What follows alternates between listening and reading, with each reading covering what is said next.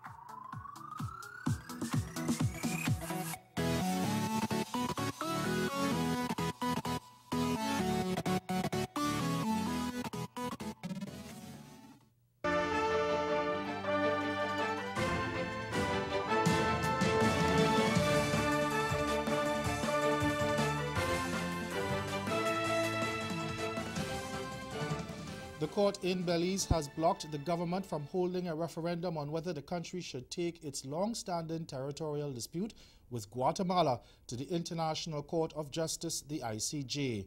But the Dean Barrow administration is appealing that decision. Yesterday evening, Chief Justice Kenneth Benjamin ruled in favor of 6 opposition members who were seeking an injunction blocking the government from holding the referendum next Wednesday.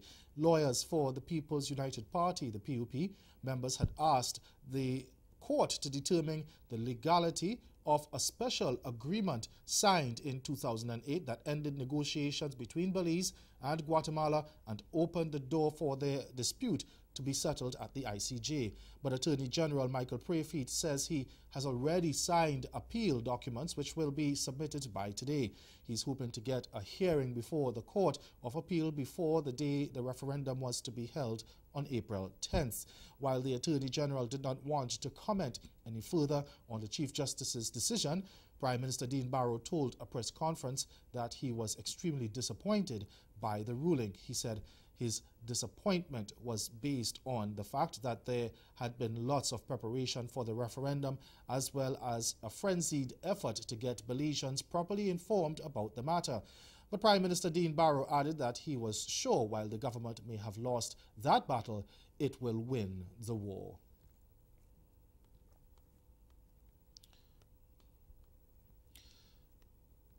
The United Nations Human Rights Chief Michelle Bachelet says Haiti now stands at the crossroads between peacekeeping and development as the UN's peacekeeping presence winds down.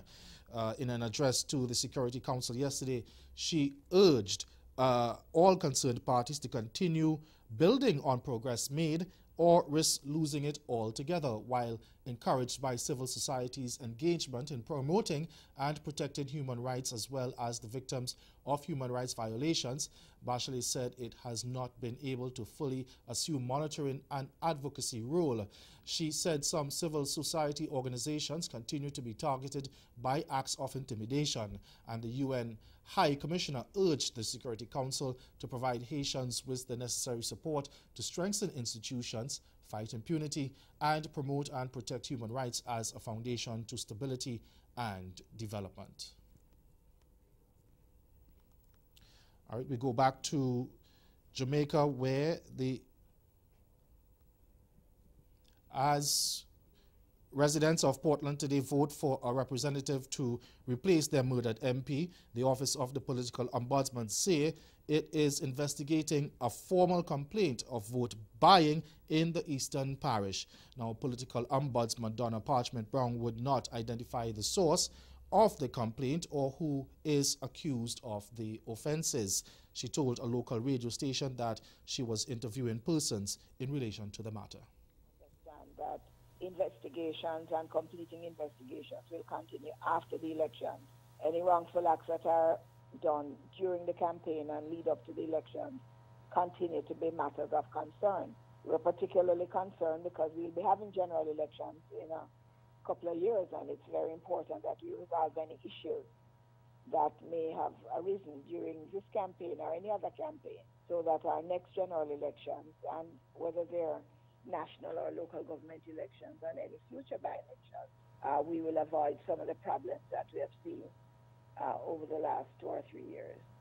In relation to the matter of vote buying, I am really urging those who are involved in that activity to understand that it is a breach of the law. Persons who also accept the bribe, that they are breaching the law as well. Everyone should be free to go out, should not be forced to dip their finger in ink before the voting period, which is one of the allegations out there. More than 36,000 people are registered to vote for either the ruling Jamaica Labour Party's Anna Marie Vaz or the People's National Party's Damian Crawford to fill the vacancy left by the death of sitting Member of Parliament Dr. Linville Bloomfield earlier this year. The late PNP legislator, who was also a medical doctor, was found murdered at his home in Portland on February 2nd. Voting in the by-election opened at 7 a.m. at 127 polling stations. The polls are scheduled to be closed at 5 p.m. and the Electoral Office of Jamaica says preliminary counting is expected to be completed after 8 p.m. And stay with us, your Midday Sport is next. So what has been established so far in all these investigations that you think that the president could be guilty of, or where he may have a problem? I'll start with you, William. As of now, there's no actual crime. There's nothing to indict Donald Trump on. Most of the indictments have been unrelated or process crimes related to the investigation. It looks like, more has come out about the FBI and the DOJ and what was happening at the highest levels. There was a silent coup. I love haunted places. I love unique vibes. I also love fishing. And the location of this river, well, it's a short hop, skip, and a stroll from the Red Line Inn. You know, really, it's all about convenience. Be careful walking, Patrick. It's tricky. It's tricky to walk in the river. What is it? Tricky! Tricky, tricky, tricky, tricky. Run DMC was an American hip-hop group from Hollis, Queens, New York. Run DMC is one of the best-known hip-hop 80s groups, along with LL Cool J.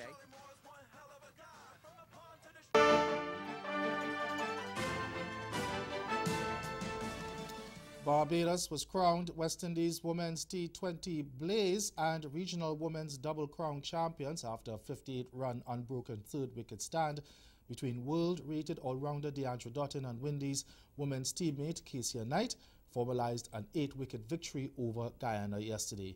Now, Dottin smashed 6 fours and 2 sixes in the top score of 43 not out from 28 balls, and Knight made 24 from 28 as the Barbadians successfully chased a modest target of 86 in the final match of the tournament under lights at the Guyana National Stadium.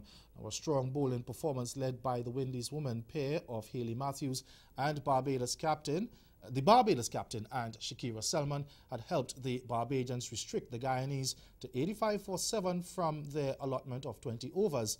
This was after the tournament hosts won the toss and decided to bat. Now, Matthews and Selman took 2 wickets apiece, but the visitors then limped to 28 for 2 in the 9th over before Dottin took charge of the chase with typically explosive batting style to get the champions over the finish line with 23 balls remaining. The victory meant that the Barbadians played unbeaten in the tournament and won both women's titles this season following the capture of the Super 50 Cup just 10 days earlier, in which they also did not lose a match. That's Caribbean in 10. Join us again at 6:30 for Caribbean Newsline. Good afternoon.